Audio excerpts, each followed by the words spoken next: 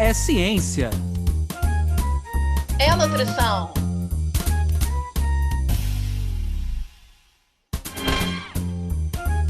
É nutrição É ciência. Ciência da nutrição. Sejam todos bem-vindos pela ciência. Sejam todos bem-vindos pela nutrição. Meu nome é Anderson Teodoro. E eu me chamo Luana Aquino. Está no ar mais um episódio do nosso podcast Ciência da Nutrição, ou melhor, não mais um episódio, o último episódio de 2021, que é um episódio muito importante para quem está acompanhando pela primeira vez e está conhecendo o nosso episódio, está conhecendo o nosso podcast.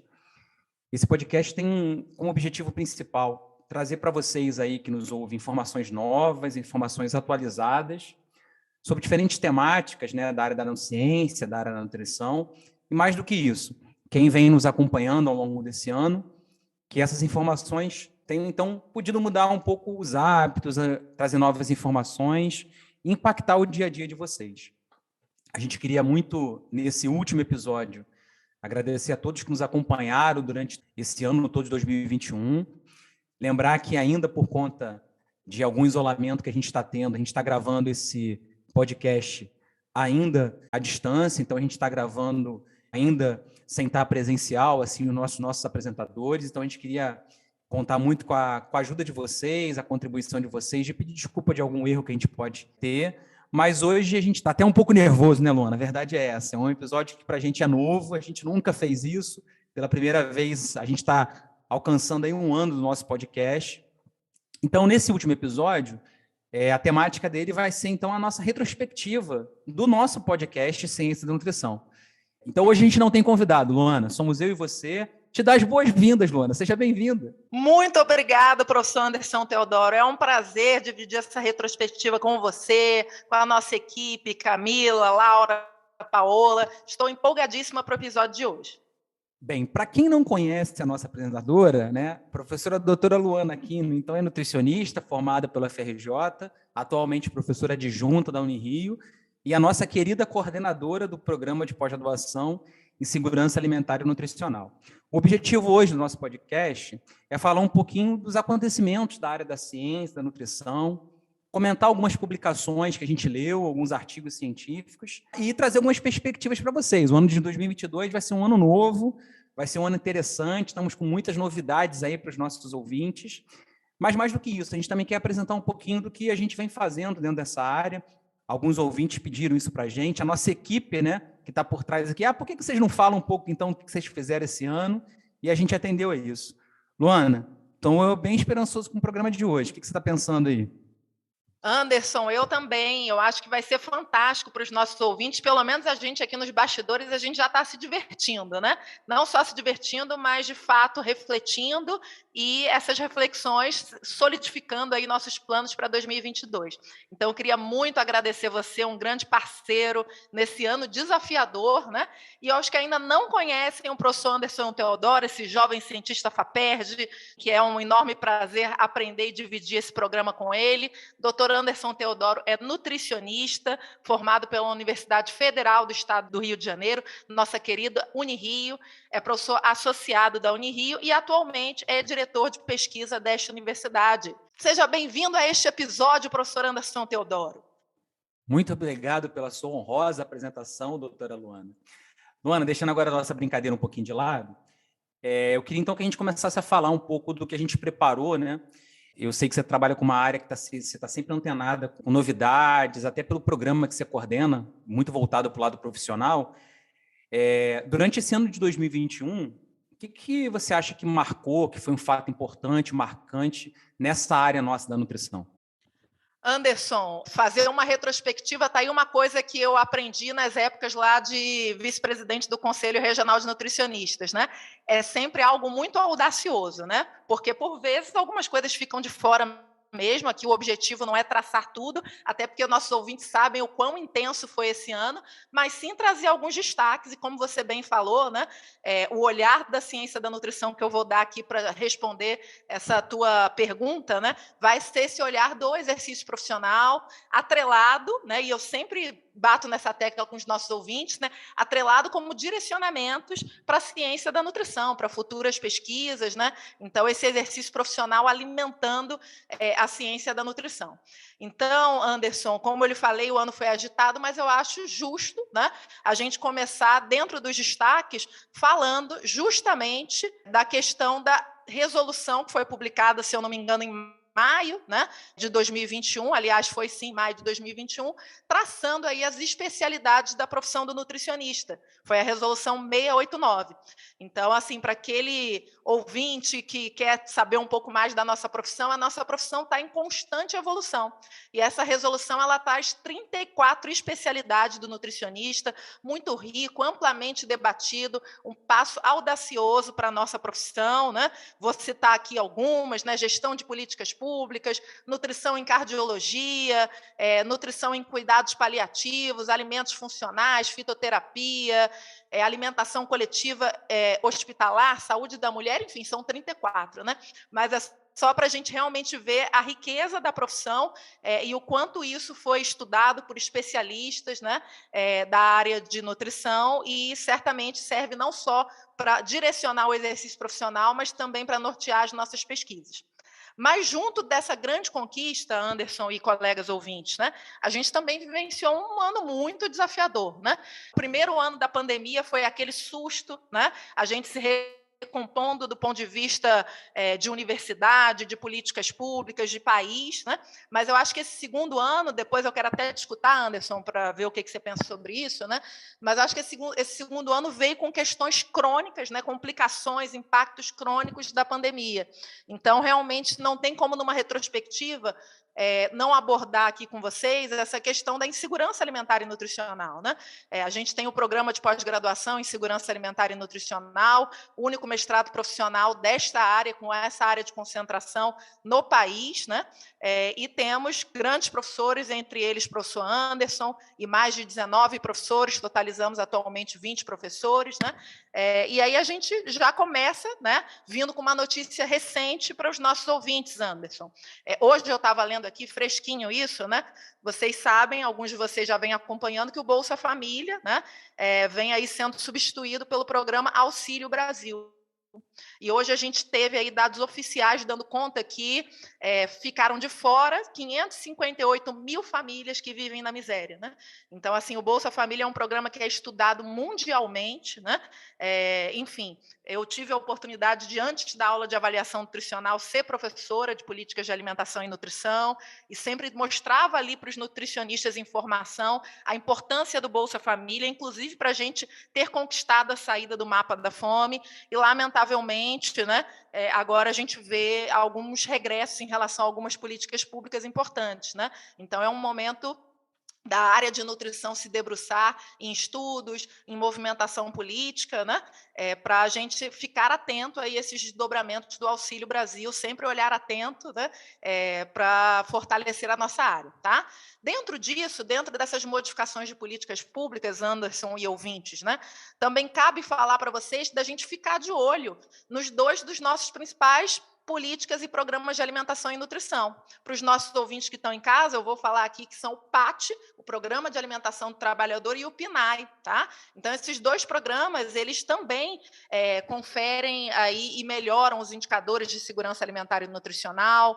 Então, lamentavelmente, em novembro, a gente teve aí um marco trabalhista importante, com um decreto propondo a retirada do nutricionista como responsável técnico do PAT. Então, é algo também para estarmos atentos nesse sentido, né? E aí, nessa hora, sem dúvida, a gente lembra da importância dos conselhos profissionais, sindicato, associação e sociedade, não só de nutricionistas, mas você que está aí em casa escutando o podcast Ciência da Nutrição. Quando você chega num restaurante e pergunta, aqui tem nutricionista? Quando você chega na escola do teu filho e pergunta, aqui tem nutricionista? No posto de saúde, no hospital, você está fortalecendo esta profissão e você está fortalecendo a ciência da nutrição. Então, a gente está precisando dessa força-tarefa, né? E agora, puxando aqui um pouco, que vocês viram que ao longo do nosso ano a gente fez brincadeiras saudáveis aqui entre eu e Anderson, a área dele é a área da ciência dos alimentos, uma área que vem crescendo e se desenvolvendo, né, cada vez mais. Então, esse também é um destaque que eu gostaria de trazer para os nossos ouvintes na nossa retrospectiva 2021. Né? A gente teve uma evolução forte do ponto de vista de legislação a respeito da rotulagem de advertência. Tá? Tanto aquelas rotulagens frontais, com aquelas sinalizações que vão entrar aí mais a fundo a partir do ano que vem, quanto também rotulagens de advertência para bebidas açucaradas. Porque a gente tem pesquisas e inquéritos que nos mostram que um dos grandes problemas da nossa população brasileira está engordando, e aí a gente tem esse duplo olhar, pessoal, é a desnutrição, é a carência de nutrientes de um lado, mas também é o excesso de peso e obesidade do outro lado. Né? E dentro dessas pesquisas que vêm os determinantes desse ganho de excesso de peso cada vez maior na população brasileira, nós temos um grupo que a gente dá bastante atenção, que é o grupo das bebidas açucaradas. Então, a gente também vem observando aí o senador Randolph e alguns deputados advertências nesse grupo de alimentos, estudos, né, que evoluíram bastante em 2021. Depois vou querer saber do Anderson das evoluções aí dos estudos científicos. Né? A gente está falando primeiro dos acontecimentos, mas na sequência vem essa parte dos estudos. Né? E a gente percebe os estudos evoluindo, né, no que diz respeito à questão do impacto da taxação de alimentos. Né? Então, isso também é algo importante, eu considero, Anderson, que esse foi um marco importante na ciência da nutrição e dos acontecimentos de nutrição. O quanto a nutrição vem percebendo a importância de se juntar com deputados, que se juntar com senadores, que se juntar com políticos, para, enfim, executar as políticas, né, de alimentação e nutrição, os projetos, as iniciativas que vão trazer maiores benefícios e proteção para a sociedade. Então, hoje em dia, a gente já tem bastante estudo científico de qualidade. Quem quiser resgatar aí o podcast que a gente trouxe, né, a respeito de regulamentação e taxação de alimentos, isso é uma questão, enfim, bem estudada. Né? Assim como lá atrás a gente conseguiu melhorar os indicadores em relação a fumo, tabagismo na sociedade, talvez esse caminho percorrido, né, alimentos mais saudáveis, você ter descontos nos valores, e alimentos menos saudáveis, você ter taxação, impostos, isso protege a saúde das pessoas e isso agrega comercialmente também. Tá? E aí, pessoal, para escutar um pouquinho mais do Anderson, né, enfim, e também da nossa querida equipe, eu queria também trazer alguns números para vocês que eu acho importante e que realmente não pararam de aparecer nos noticiários, nos jornais. Lamentavelmente, é o que eu falei desse segundo ano da pandemia, né? E, lamentavelmente, a gente tem o Sistema de Vigilância Alimentar e Nutricional, o nosso SISVAN, nos mostrando que, atualmente, 26% das crianças no Brasil, apenas um quarto de cada 4, uma delas apenas, tem café, almoço e jantar diariamente. Então, na verdade, um regressar de indicadores lá de 2003, que a gente vinha, enfim, melhorando cada vez mais esses indicadores. E aí eu queria também trazer uma trajetória para vocês terem uma ideia. Né? Em 2015, eram 76% dessas crianças que faziam 3 principais refeições no dia. Essa percentagem no ano seguinte, 2016, caiu para 42% e atualmente está em incríveis 21%. Então, assim, realmente é muito grave. Né? Quando a gente fala, e a gente sabe que os nossos adultos também estão em insegurança alimentar, mas quando a gente fala de crianças na fase potencial de desenvolvimento motor, de desenvolvimento de neurociência, enfim, de aprendizado nas escolas, isso se torna ainda mais grave. Né? Um outro ponto que eu gostaria de ressaltar da nossa retrospectiva, pessoal, é o quanto é importante, nesses momentos, nós nos unirmos enquanto categoria. Né? Então, a gente lembra que, há 3 meses atrás, aproximadamente, a gente teve uma importante audiência pública cobrando a aprovação do projeto de lei 5881, que trata de profissionais da saúde podendo solicitar exames bioquímicos, exames de sangue, nos planos de saúde. Né? Então, a gente sabe que isso é uma lei, eu não sei se todo mundo que está em casa sabe que isso é uma lei, mas isso é uma lei, né? Inclusive dentro da lei do nutricionista, e atualmente somos 170 mil nutricionistas no Brasil, nós temos o direito de solicitar exames de sangue. Na esfera pública, a gente consegue, muitas das vezes. Na esfera privada, por questões de lobbies, de planos de saúde, a gente vem com dificuldade de garantir essa legislação. Então, também é algo que é importante, né, a gente observar o desenrolar aí em 2022, E outra coisa aí que eu acho que a gente, no episódio de 2022, Anderson, vai ter pano para manga para conversar, é a respeito da educação à distância, né? Na pandemia, a gente observou, né, os desafios relacionados a essa modalidade de ensino, mas também as potencialidades, né? E aí, dentro disso, né, a gente está vendo numa velocidade incrível, né, o quanto isso está evoluindo, né? E nós temos que observar com cautela. Então, aproximadamente 1 mês e meio atrás, né, a Câmara aprovou um projeto de lei contra a educação à distância na graduação de saúde. Tá? Mas cabe explicar para quem está em casa, né, que já antes da pandemia já era permitido algum percentual online, né? Nós educadores acreditamos que isso vai, enfim, né, aumentar, a gente tendo maior acesso a essas ferramentas como tivemos durante a pandemia, mas sem dúvida, né, é de entendimento, né, dos profissionais de saúde que tem alguma carga horária importante nos cursos da saúde que precisa sim ser presencial. Então, realmente a gente acompanhar isso vai ser algo fundamental, bem como, Anderson, também a questão da aprovação do teleatendimento, né? Nós vimos que na área da medicina isso foi aprovado, se eu não me engano, em 2020, tá? E para as demais áreas da saúde, isso foi aprovado durante a pandemia. E agora a gente está acompanhando aí fortes discussões, e aí, pós-pandemia, mantém, não mantém, de que forma, né? Então, é algo importante da gente acompanhar essa questão da telesaúde, algo que eu imagino que a gente vai conversar aí na nossa retrospectiva 2022, tá? E para fechar, pessoal, ainda da área de alimentos, eu acho que cabe também falar para vocês algo importante. A gente sabe que o nosso país, o Brasil, é campeão no consumo de agrotóxicos, né? E eu acho que foi um marco importante também para a nutrição, quando o IDEC, junto de outros parceiros, fez uma pesquisa mostrando aí 27 produtos, né, ultraprocessados, e aí se imaginava ali no imaginário das pessoas que quando sai da terra tem agrotóxico, quando vai para a indústria de alimentos, alguma mágica acontece que não vai ter ali mais agrotóxicos, né? Então, eu acredito que foi um marco lá no meio do ano, em junho, onde essa pesquisa nos mostrou a presença de agrotóxicos em produtos ultraprocessados, né? Em média, aí, 60%. Então, né, é desafiador, e fique à vontade, minha dupla Anderson, para complementar, meninas também, e nossos ouvintes também, querendo nos mandar, a gente vai abrir uma caixinha no story do Instagram, para que vocês, junto da gente, construam essa retrospectiva 2021. Tá? E por agora, eu gostaria muito de saber do professor Anderson. Professor Anderson, e aí, quais foram os artigos científicos da área da nutrição que, no seu ver, na sua análise, se destacaram no ano de 2021? Luana, essa sua pergunta, para quem não é muito dessa área da ciência, eu acho que eu teria que ter um mega ultra computador com vários indicadores para tentar desmistificar essa sua pergunta, né? Para quem não trabalha muito com ciência hoje, a produção científica no mundo é algo que cresce a passos largos, podemos falar talvez de maneira até exponencial, e eu acho que nenhum ser humano como eu conseguiria responder de maneira clara essa pergunta. No entanto, eu separei, assim, talvez para especificar e até explicar para as pessoas como é que a gente tem visto essa área das publicações, né, dos artigos, e talvez até mostrar para elas qual a importância disso. Eu separei 2 artigos que ilustram muito bem isso, né? Um primeiro artigo, a gente vai deixar o link lá no nosso site, é um artigo que eu separei que fala do consumo de café e a progressão de doença hepática gordurosa não alcoólica. Você fala assim, Anderson, que loucura é essa? Por que você separou esse artigo?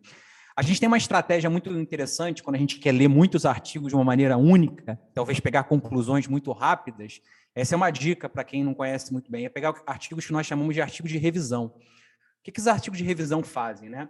Eles agrupam vários artigos sobre uma mesma temática, fazem algumas análises e, a partir daí, eles tiram algumas conclusões, né? Esse artigo, por exemplo, que eu estou pegando, ele se baseou inicialmente com 1.782 artigos e chegou no final apenas com 5, né? Então, essa é uma estratégia que, quem não é da área da saúde, ela é muito utilizada, inclusive, em todas as áreas, a gente pode dizer, para estabelecer algumas rotinas, alguns roteiros, alguns protocolos com base nesses resultados. Essa é uma doença, a doença hepática gordurosa não alcoólica, ela, nos países desenvolvidos, principalmente, ela é a principal causa de doença hepática crônica. E isso é uma coisa que a gente tem que começar a cada vez mais colocar dentro das nossas publicações, e trabalhar com temas de extrema relevância. E a área de nutrição, e por isso que eu peguei esse artigo, ela tem avançado muito nisso, né?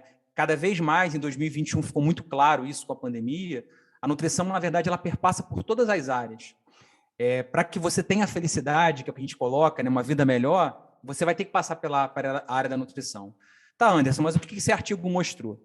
Primeiro ponto importante que esse artigo mostrou é que o consumo de café ele está associado a uma diminuição dessa doença. Esse é um primeiro ponto importante, né? E ele me chama muita atenção porque a nutrição ela não é milagrosa, né? Então, a gente muitas das vezes busca informações de maneira científica dessa forma. O que eu vou comer, o que eu vou consumir para diminuir um problema que eu tenho? Então, esse artigo acho que ele ilustra muito bem isso, que na nutrição tudo ele é, na verdade, um conjunto de coisas. Mas que, principalmente para algumas pessoas, e isso tem sido a tendência dos trabalhos hoje, a dieta ela vai ser cada vez mais especializada e com mais ciência. Cada vez mais a gente está chegando nisso. Anderson, mas como é que eles chegaram nessa questão da avaliação do café com essa doença, né? Primeiro ponto importante, como é que a gente consome café hoje? De várias maneiras, né? E isso foi uma coisa que me chamou a atenção nesse trabalho. Ele mostrou que essa associação só foi encontrada, principalmente, né, com café filtrado, não com café expresso. Isso remonta um pouquinho que os trabalhos cada vez mais têm mostrado na área da ciência, que a gente tem tentado evoluir para coisas muito sofisticadas, muito valorizadas, mas que talvez a gente tenha que voltar um pouco ao nosso básico, ao simples, né? O simples café filtrado regular foi esse café que promoveu essas mudanças significativas na saúde das pessoas. Tá, Anderson, mas o que isso tem de diferente, né? E acho que essa é a pergunta que vocês devem estar se fazendo. Não tem nada de diferente. No entanto, a ciência tem mostrado para a gente, através de um conhecimento com base no alimento, quais seriam essas substâncias que poderiam, então, trazer algum efeito benéfico. E esse é um outro lado da ciência hoje que cada vez mais está sendo explorado. A gente não pode esquecer que, enquanto nutrição, o nosso objeto de trabalho, o nosso objeto de estudo, o nosso objeto de vida, o nosso objeto de ciência é o alimento. Então, quanto mais a gente puder conhecer esse alimento, melhor é para que a gente possa tomar as decisões de maneira mais assertivas. Essa é uma composição muito bem conhecida. Existem um conjunto de substâncias que a gente poderia dizer assim, que são muito bem conhecidas no caso do café.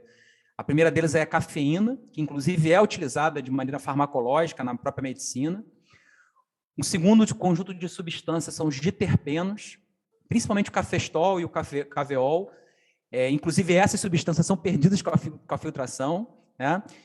E algumas outras substâncias chamadas de ácidos clorogênicos. São substâncias em quantidades bem pequenas, mas que nesse trabalho mostrou que no café filtrado ela estava em maior quantidade. Então, notem, quanto mais a gente esclarecer a composição do alimento, que o alimento tem, mais fácil fica a gente tomar uma decisão na frente, porque é muito fácil, talvez, a gente falar assim, corta o café, porque o café talvez vai fazer mal para a gente. Os estudos mostram para a gente quantas vezes a gente viu isso, né? Corta esse alimento, tira esse alimento, coloca esse alimento. Então, grande parte das nossas decisões do dia a dia, eu gosto muito desse trabalho que ilustra isso, são baseadas em ciência, né? Se a gente vai tomar um café, se a gente não vai tomar um café. Então, eu acho que esse é um trabalho que vem ilustrando bem e o quanto mostra o quanto a gente tem que evoluir. Não sei se vocês perceberam na minha fala, mas nós saímos de 1782 para um final de artigos que foram incluídos de apenas 5. Então, notem o quanto ainda a gente tem que explorar essas áreas, e eu estou falando de apenas um alimento. O quanto a gente tem que explorar dessa relação alimento e saúde ainda. Mas mais do que isso eu gosto sempre de afirmar, cada vez mais os trabalhos têm mostrado da gente voltar ao que é simples, ao que é básico, né? Talvez isso responda algumas perguntas nossas inquietantes. Pô, mas antigamente não tinha tantas doenças assim, as pessoas consumiam alimento. Talvez esse nosso empirismo possa começar a mostrar para a gente trazer algumas observações que são de fato interessantes, né? E um segundo artigo, que talvez a Luana vai ficar agora até espantada, que ela jamais esperasse que eu fosse escolher esse, foi um artigo que saiu agora, no finalzinho de dezembro, da Pediatric Obesity, uma revista de alto impacto, né, da área infantil, que ela fala o seguinte, o título do trabalho é A Obesidade Infantil sob as lentes do racismo. Olha que interessante. Então, notem que a Luana falou de um problema grave que a gente está vivendo, que é o problema da fome, mas a gente não pode esquecer que a obesidade é um outro problema que a gente ainda enfrenta, né? Para não ficar nada politizado, esse é um artigo que vem lá dos Estados Unidos, né, por um ministério lá dos Estados Unidos, em que ele mostra isso. Lá, em cada 5 crianças, uma é obesa, né? Então, eles têm dados muito concretos lá, e essa revisão deles mostrou que essa questão da desigualdade social, da disparidade, da raça e também do sexo, eles interferem diretamente nas escolhas dos alimentos e mais, no comportamento de como as políticas públicas elas devem ser realizadas daqui para frente. Eles até propõem alguns tipos de intervenções, algumas estratégias que basam também por essa questão de uma conscientização social, não só que envolvam as pessoas, mas também de políticas públicas. O que a gente está querendo dizer é que eu gosto um pouco daquela frase que comer é um ato político, né? Mas acho que mais do que isso, é além disso. A política, na verdade, é mais um fator que vai interferir nessa escolha dos alimentos, de como é que isso também tem que ser levado em conta quando a gente vai escolher um determinado alimento. Então, esse é um outro artigo que eu peguei bem contraponto para mostrar talvez isso. A nutrição ela está indo além dessa questão somente da área científica e também se envolvendo muito com a questão emocional, do nosso comportamento de saúde, do nosso ambiente, da nossa raça, da nossa identidade cultural. Quanto mais a gente conseguir envolver isso na nossa prescrição, no nosso dia a dia, melhor vai ser a nossa vida, porque a alimentação também ela passa por isso. E os trabalhos, cada vez mais, elas têm se enraizado um pouco disso. Então, eu acho que esses 2 artigos ilustram bem o que tem sido a evolução da área de alimentação, da área de nutrição, da área da ciência da nutrição como um todo, que é o que a gente está se propondo a fazer aqui no nosso podcast. Nossa, perfeita escolha de artigos, Anderson, parabéns. Realmente, fiquei aqui, né, tentada a te falar que concordo muito contigo dessa questão do que você falou, né, por vezes de uma alimentação mais simples, que cada vez mais vem se tornando desafiadora. Daqui a pouco vou passar um cafezinho coado em homenagem a esse podcast e a tudo que eu aprendo por aqui, junto com os nossos ouvintes. E quero até falar para os nossos ouvintes em casa também, Anderson, do que você falou, né, também da importância de se evoluir em termos de qualidade científica, né? Por vezes, cada vez mais, nós temos uma quantidade de artigos científicos sendo publicados, mas da última vez que eu vi esse número relacionado à qualidade, tinha-se aí 5, 10% desses artigos qualificados, o que provavelmente até com o teu exemplo que você deu aí da revisão sistemática, né, os critérios de inclusão e exclusão, né, então, cuidado com o que se lê é fundamental, e está aí também a importância de escutar um podcast comprometido com a ciência, né? E aí, por agora, eu gostaria muito de chamar a Camila. Camila, episódio super especial de retrospectiva 2021, a gente quer saber das tuas indicações. Conta pra gente. Olá, Luana, olá, Anderson e olá, ouvintes do podcast Ciência da Nutrição. Venho pela última vez no ano trazer dicas para você, ouvinte, não perder nada sobre os assuntos mais quentes sobre a área da ciência e da nutrição. E essa dica em especial é para você não deixar de conferir os artigos citados aqui nesse episódio, lá no nosso site, assim como a dica de todos os episódios anteriores. Para conferir, basta acessar www.cienciasdanutrição.com.br, tudo junto e sem acento, e assim você confere dicas desse episódio e de episódios anteriores. Agradecemos sua interação nas nossas redes sociais e continuem ligados que ano que vem tem mais. Não deixem de conferir. Obrigado, Camila. Luana, agora a gente vai entrar numa parte que é uma parte mais nossa, digamos assim, né? Talvez as pessoas tenham ouvido durante a gente esse ano como apresentadores, né? Mas posso dizer para eles que a gente trabalha para caramba ainda também nessa parte da ciência. O que você queria destacar, assim, que foi teu trabalho esse ano, em relação à produção de artigo, produto técnico? O que você gostaria de destacar que trouxe um conhecimento novo ou agregou a ciência como toda a nutrição do que você construiu esse ano? Ei, Anderson, que bom poder dividir isso contigo, com a nossa equipe e com os nossos ouvintes, né? Sem dúvida, eu gostaria de destacar, né? Primeiramente, os ouvintes, né? Alguns ouvintes vão conhecendo a gente pelos episódios, né? E sem dúvida sabem, né, que de alguma forma eu centro aí a linha de pesquisa voltada para a questão da obesidade, consumo alimentar e saúde mental, né? Então, por vezes a gente tem na academia, na ciência, os nossos indicadores quantitativos, né, de fator de impacto, de qualis, que são super importantes, né? Enfim, e a gente se baseia muito nisso, mas eu achei por bem trazer uma publicação, 2 publicações. A primeira eu acho interessante porque é uma publicação do Nutsal, que é, né, um grande coletivo de pesquisa que a gente tem lá na Unirio, em Nutrição, Saúde e Comportamento, né?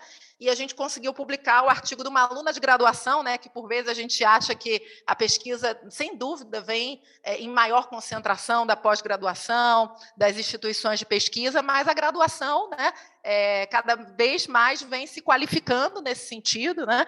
E aí eu estou agora também dando aqui os devidos parabéns ao meu diretor de pesquisa, né, que contribui muito com isso no dia a dia da universidade. Então, a gente conseguiu publicar o TCC da Maria Alice, na sequência ela entrou no mestrado do PPG-SAM, na revista Nutrição Hospitalar, uma revista internacional de qualis intermediário, né, e demonstrando ali uma associação da ansiedade com sobrepeso e obesidade. E aí eu acredito que um diferencial desse artigo, né, até os revisores, ao revisar o artigo, falaram isso, era trazer essa questão dos indicadores antropométricos um pouco mais complexos e alguns bastante acessíveis, né?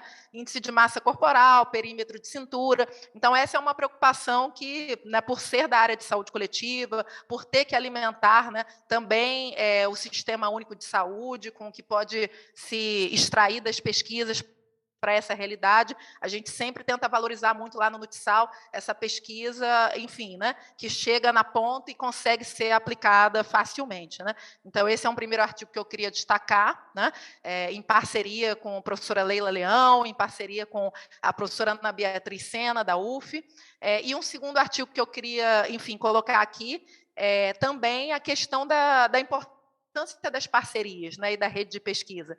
Então, nós, enquanto Nutsal, fomos convidados pelo Núcleo de Saúde da Mulher e da Criança, coordenado pela professora Michele Teixeira, para ajudar numa missão que foi dose, né, mas foi também maravilhosa e muito gratificante. No auge da pandemia, a Michele chega com essa proposta, né, vamos fazer uma pesquisa de nível nacional para dar conta de acompanhar essa questão do consumo alimentar num público vulnerável, materno-infantil, durante a pandemia, né? E aí o olho arregala, será que vai dar conta, né? Será que nós vamos dar conta? E, felizmente, com muito foco e muita dedicação, nós demos conta. E aí saiu a primeira publicação, né? Teve uma mês passado, mas eu resolvi trazer a primeira, no Journal of Human Nutrition and Dietetics, trazendo justamente essa questão dos hábitos alimentares em crianças e adolescentes durante a pandemia, e acredito que um destaque, um diferencial desse artigo tenha sido o olhar por regiões, né? A gente vem percebendo que os números de vacinação da Covid-19 vêm sendo diversos, né? Capital, interior, regiões do país, a gente tem um país de dimensões continentais, né? Então, a gente percebe que na literatura, né, eu venho acompanhando essa literatura da pandemia, esse foi um artigo marco, né? Talvez um primeiro artigo mostrando esse olhar por regiões, né? E um orgulho grande poder contribuir com esse trabalho, né? E aí, para fechar, né, o professor Anderson também sabe que existe cada vez mais uma valorização também dos produtos técnicos, né? Para quem está em casa, o que são esses produtos técnicos, né? É justamente, enfim, ferramentas que podem ser aplicadas, né? Manuais, softwares, enfim, treinamentos, capacitações, patentes. Então, de alguma forma, é a tradução dessas pesquisas chegando na ponta, chegando na sociedade.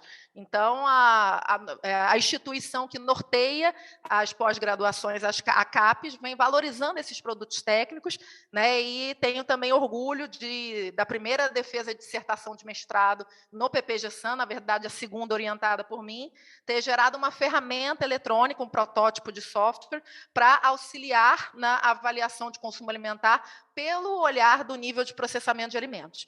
Então, eu, enquanto professora de avaliação nutricional, via meus alunos levando 2, 3, 4 horas para fazer esse tipo de avaliação, e eu olhava para a professora Leila, que divide, né, e é a atual coordenadora do Laboratório de Avaliação Nutricional da Unirio, e falava, não é possível que os softwares não estão dando conta disso, o Guia Alimentar já foi publicado desde 2014, né, ainda mais com um olhar coletivo, né, que o questionário de frequência alimentar é uma forma de se coletar o consumo alimentar alimentar das pessoas, que permite, né, se coletar numa rápida coleta e numa rápida análise. Vamos tocar via PPGestão um software para dar conta disso, né?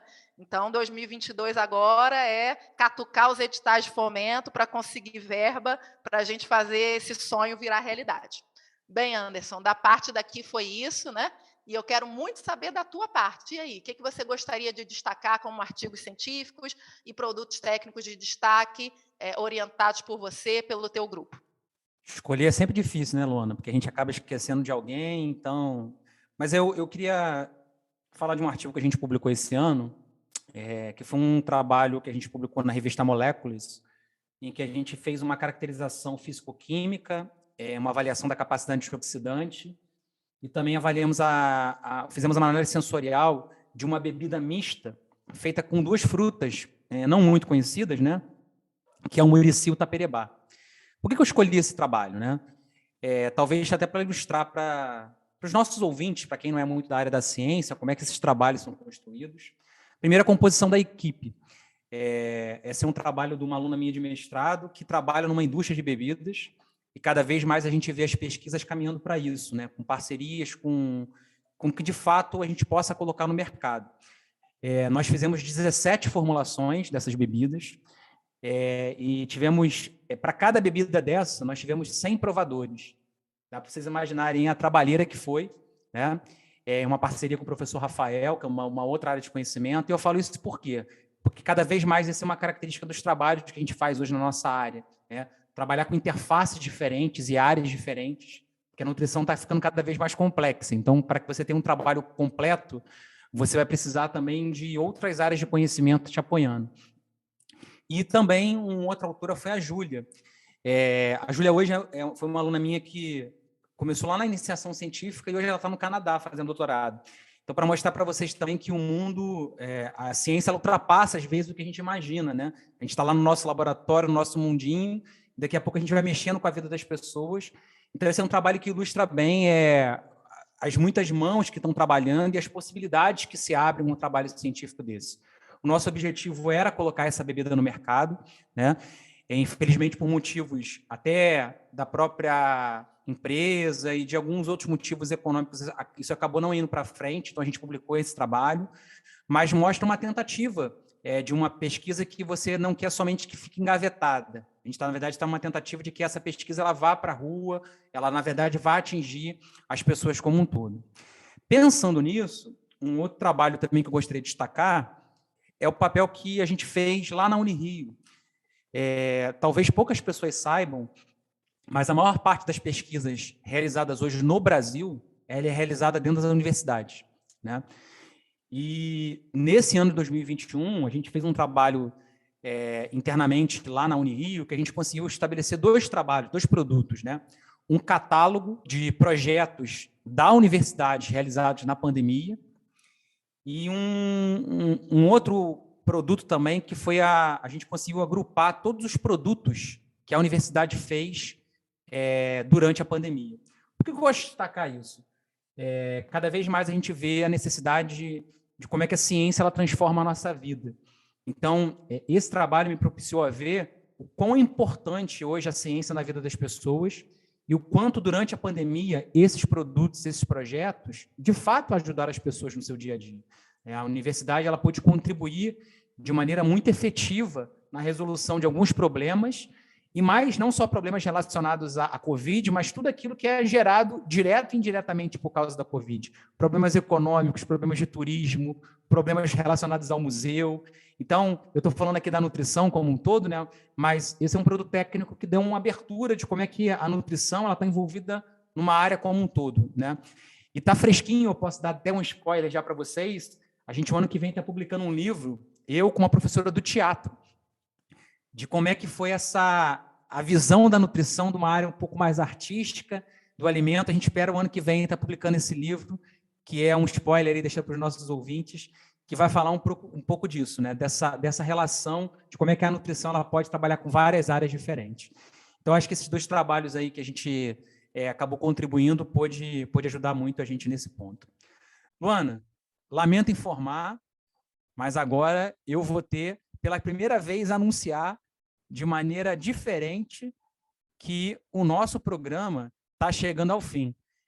E aí os nossos ouvintes vão estar assim, ué, Anderson, não está faltando nada não para quem já nos ouve? Ah, então já que vocês estão pedindo, né, não vai ter outro jeito. Tá aí, ó. Ela veio aí pela última vez esse ano. A nossa musiquinha de que nós estamos terminando. Luana, fala para mim aí, o que você tem de perspectiva para o ano que vem? O que você imagina? O que você quer deixar de mensagem final? Ei, Anderson, olha que a gente vai cruzar isso com a próxima retrospectiva, né? Mas do ponto de vista pessoal, é uma meta aí voltar para a querida natação. Acho que no mar é muita emoção, já andei tentando. Acho que eu podia voltar de forma mais factível ali para a piscina, com estrutura no meu flusão, que você sabe que aí eu vou estar energizada, bem energizada para 2022. Então a meta pessoal é essa, né? Praticar o que a gente aqui aprende no podcast Ciência da Nutrição e complementar com umas boas nadadas na piscina do Fluminense. Do ponto de vista profissional, em janeiro agora, né, consegui juntar, né, junto da professora Leila, o cofrinho ali do Laboratório de Avaliação Nutricional, e a gente vai começar uma reforma muito sonhada por lá, humilde, obra de igreja, mas que vai fortalecer aí as nossas pesquisas, sem dúvida, e os programas de pós-graduação. E da tua parte, Anderson, conta para mim os planos para 2022. Olha, Luana, vou te falar que o ano que vem está difícil de planejar, né? A verdade é essa, com todo o planejamento que a gente sempre faz, cada vez mais a gente não imagina para onde é que a nossa vida vai levando a gente. Então, eu acho que eu manter os pezinhos no chão, meu planejamento está bem otimista que as coisas melhorem, eu acho que o primeiro ponto é esse. E mais do que isso, eu acho que é continuar com o nosso podcast, levando informações para as pessoas, trazendo aquilo que é o nosso objetivo, não só como professor, mas também como aquele que trabalha na área da ciência da nutrição. Eu queria, Luana, antes da gente terminar, fazer um agradecimento muito especial, não só a você, né, que compartilhou comigo esse ano, mas também a toda a nossa equipe de trabalho. E eu acho que vale a pena citar a Camila, a Paola, a Laura e também a Stephanie, que esteve com a gente durante esse ano todo. Foi uma equipe que deu um suporte muito grande.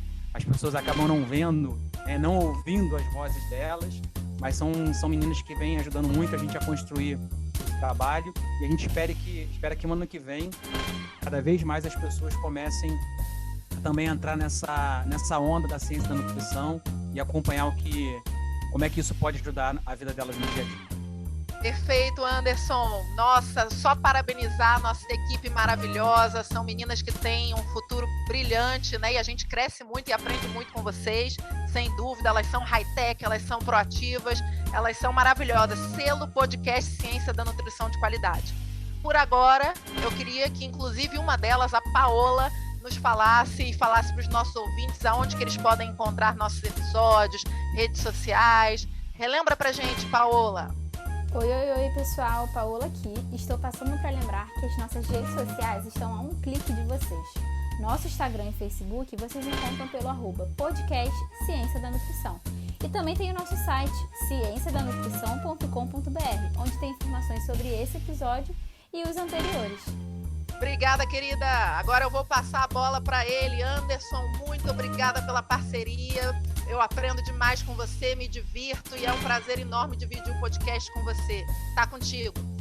Mais uma vez agradecer a Luana pela essa parceria durante esse ano, agradecer a toda a equipe do podcast Ciência da Nutrição. E hoje, de maneira muito simples, gostaria de desejar boas festas para todos. Lembrar que a gente não pode esquecer isso, que na área da nutrição, enquanto muitos comemoram, outros não vão ter o direito de comemorar. Então, lutar, que a gente possa, no ano que vem, lutar por esse direito, para que no final do ano que vem todos possam estar comemorando conosco. Podcast Ciência da Nutrição.